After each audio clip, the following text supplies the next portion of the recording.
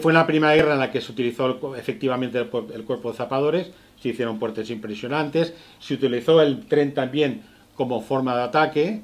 El tren es ya sabemos todos que en España tenemos un ancho de vía diferente precisamente para evitar invasiones extranjeras. El tren es una forma de desplazar tropas de un lado a otro de una forma muy rápida, y Estados Unidos y los del sur eran países muy grandes, y claro, el frente iba desde Texas hasta Virginia, eran miles y miles de kilómetros, y el tren permitía desplazar a los ejércitos. Hay una anécdota, no sé si la sabrás tú, porque tú eres especialista en la materia, que los carlistas llenaron, creo que fue en la Tercera Guerra, un tren de carlistas. El tren paró en la estación de Manresa, bajaron todos del tren y ocuparon la ciudad. Lo que pasa es que luego se tuvieron que ir, pero tuvieron la ciudad ocupada durante un tiempo. Esto te da ejemplo de la efectividad de un tren militar, ¿no? Se utilizó con profusión el telégrafo, es la primera guerra en la que se utiliza el telégrafo. Las latas, una cosa tan simple como la lata. En las guerras antiguas los soldados tenían pan con queso, el morrión, lo que fuera. Esta es la guerra en la que se hace comida enlatada. Y también hablando de enlatamientos, también en la Primera Guerra que se utiliza el sistema de enlatar cuerpos humanos, porque si moría un soldado y lo tenían que trasladar a Chicago, pues cruzar todo el país, se podría el cadáver. Entonces diseñaron unos ataúdes de zinc en los cuales iba el difunto, que lógicamente los soldados los llamaron carne en lata, ¿no? En fin, vamos a ver, básicamente, vamos a entrar un poco ya en materia. A ver, los españoles en la Unión. Los de la Unión, los del norte, para entenderlos, eran colectivos de inmigrantes. Eran, sobre todo, gallegos, asturianos, andaluces y vascos, sobre todo, y también algunos catalanes, que emigraban a Estados Unidos, como lo hacían italianos. En aquella época, el puerto de entrada obligatorio era Nueva York. Entraban en Nueva York, antes hacían la cuarentena en la isla de Ellis, para que no trajesen enfermedades al continente. Entonces, Nueva York, en aquella época, era una ciudad en la cual la mitad o más de la mitad de la población era inmigrante. Y de estos, de los que eran inmigrantes, casi ninguno hablaba inglés. Hablaban sueco, italiano, francés, español, inglés, etcétera, etcétera. Bueno, inglés, claro, los irlandeses eran muchísimos. Irlandeses, estoy hablando seguramente de 1 millón de irlandeses en la ciudad de Nueva York, como había unos 700.000 alemanes. Los ingleses, como el anglófono, no tenían problemas de integración. Entonces, en Nueva York había un barrio que era Little Spain, que ahora está absorbido por Little Italy, porque los españoles, cuando llegaban ahí, claro, las comunidades migratorias eran muy endogámicas. Sobre todo el tema de la religión marcaba mucho. O sea, quiere decir que los españoles se casaban entre ellos, y a duras penas con los italianos o con los irlandeses, porque eran católicos. O sea, jamás a un español se le ocurría casarse con un alemán o con un sueco, o con un polaco. Bueno, polaco sí, porque era católico, evidentemente. Un ejemplo de ello lo tenemos en Edmund de Valera, que es el fundador, el primer presidente de Irlanda, que su padre era gallego y la madre era irlandesa. Los dos católicos se casaron y él nació, si no me equivoco, nació en el mismo Nueva York. Entonces, ¿qué ocurría? Que estos inmigrantes españoles, cuando llegaban ahí, había una crisis en el campo, en España. A ver, la migración española hacia Estados Unidos no fue masiva como pudo ser la italiana, como pudo ser la alemana, como pudo ser la irlandesa. La irlandesa fue movida por el tema del escarabajo de la patata, que se movilizaron en millones en muy poco tiempo, pero sí que fue progresiva. Y entonces iban acumulando en Little Italy. Little Italy está en el centro de Manhattan, centro porque en aquella época Nueva York era Manhattan, o sea, Queens, Brooklyn, todo esto eran campos, en la ciudad de Manhattan. Y Little Spain estaba en el centro de Manhattan, cerca de los puertos, de los muelles, que es donde ellos trabajaban. En Little Spain pues había una especie de, vamos a decirlo así, entre comillas, casas regionales, en la cual se ayudaba a los inmigrantes con comida, siempre había un cura, asistencia espiritual, se les ayudaba a encontrar un camino, un trabajo, perdón. Entonces fueron pasando los años y ahora ya estoy después de la guerra.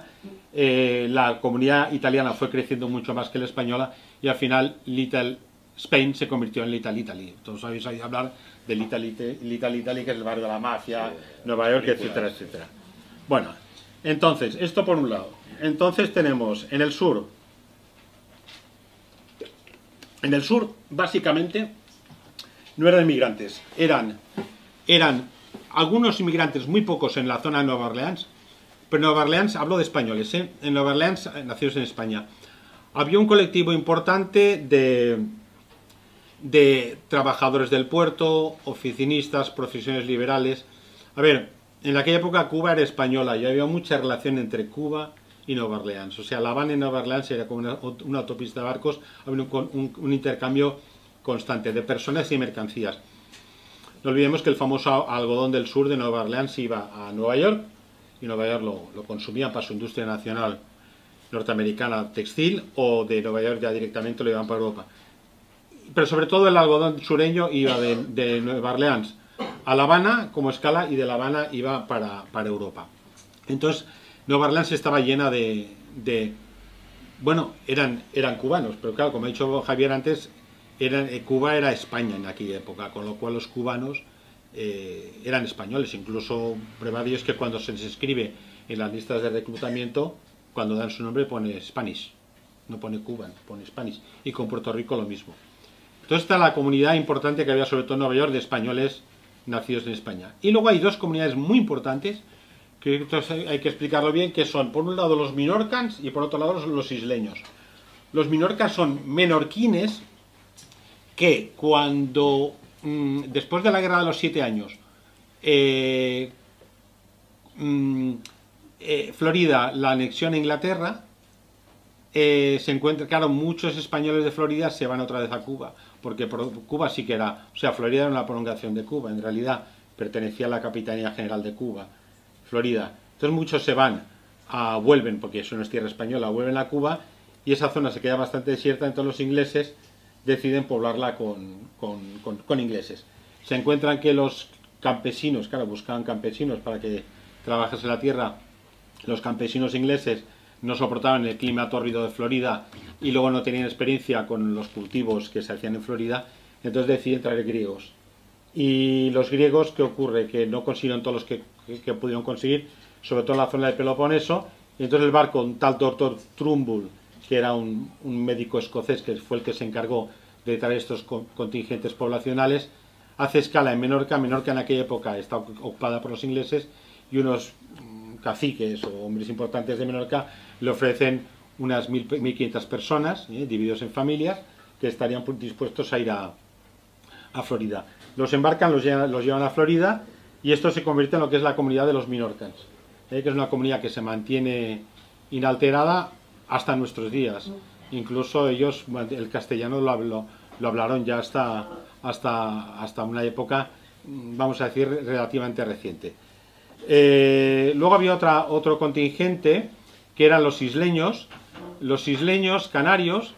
Había una cosa que se llamaba el tributo de sangre, que si bien por un lado estaba prohibido que los canarios emigrasen a Estados Unidos para no despoblar las Islas Canarias, las autoridades españolas no querían que ese fenómeno se produjese para tener las islas pobladas, sí que es cierto que se estableció una cosa que se llama el tributo de sangre, que esto en la época de Carlos III, que quiere decir que, no recuerdo bien, creo que eran por cada 100 toneladas de mercancías americanas que hacían escala en los puertos canarios, tenían que ir 5 familias a poblar Estados Unidos. Y estas familias se establecieron principalmente en una localidad que se llama Nueva Iberia, que hoy en día existe como Nueva Iberia, en Luisiana, en la zona de Baton Rouge, que es la capital del estado de Luisiana, en Nueva Orleans, esto es el principal foco de isleños, y luego otro foco muy importante en Texas, en la zona del Álamo, San Antonio de Béjar y San Antonio Valero. San Antonio Valero era la población, y allá los isleños canarios, que esto me salga un poco del tema, pero es importante explicarlo, construyen el álamo para tener auxilio espiritual ellos. Y el álamo, luego más tarde, cuando viene la independencia de Texas, John Travis se hace fuerte en el álamo, y en el álamo de 250 defensores, 28 eran canarios. O sea, 1 de cada 10 era de origen español. Incluso uno de ellos, Juan Seguín, que era el alcalde de San Antonio de Béjar, que es la población contigua al álamo, es cuando Travis le dice: sal del Álamo, ves a buscar ayuda, porque está el ejército de Antonio López Santana aquí cercándonos, a ver si consigues tropas auxiliares que nos vengan a socorrer, porque él sabía que él, como canario, era el que estaba relacionado contra la gente de esa zona, mientras que David Crockett y los demás, como eran anglosajones, pues no iban a encontrar ningún apoyo por ahí. Entonces el famoso superviviente del Álamo, que han hecho algunas películas, es Juan Seguín, que cuando sale Juan Seguín a buscar tropas, cuando llega con las tropas se encuentra que el Álamo ya ha caído. Bueno, entonces básicamente...